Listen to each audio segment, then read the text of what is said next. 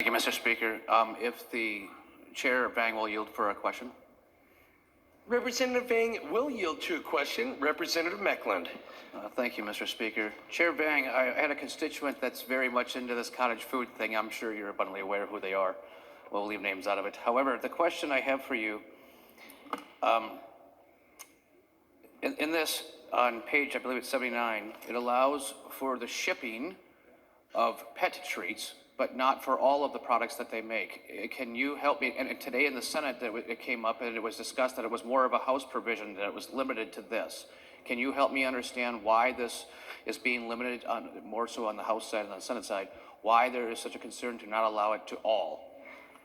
I recognize the member from Hennepin, Representative Vang.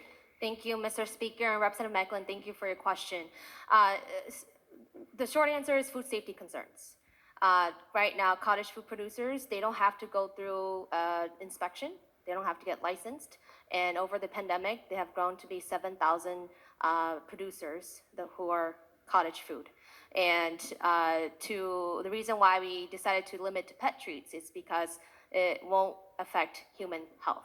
Right now, I think there's still more work to be done on this issue, on this bill. And but for now, regarding food safety concerns, that's why we only limit to pet treats, since that cannot affect human health.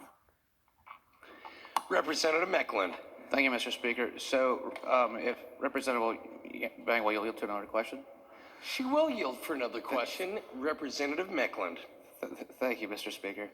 So was this more of like an MDA concern because of the health and safety issues? Can you answer me that? The member from Hennepin, Representative Vang.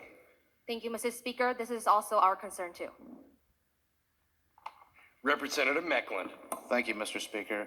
If she'll continue to yield.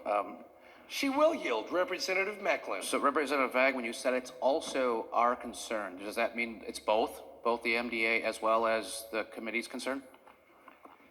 Representative Vang. Thank you, Mr. Speaker. Representative Mekeland, I think it is also our job to protect public health and safety of our constituents. And so I think this should be everybody's concern. Representative Mekeland. Thank you, Mr. Speaker. I appreciate that, Chair Bang. I guess, it's my understanding that no matter what they make, whether it's for a pet treat or human consumption, they're held to the same safety standard. That is what I was just been informed. I was actually on the phone all the way over here from the State Office building.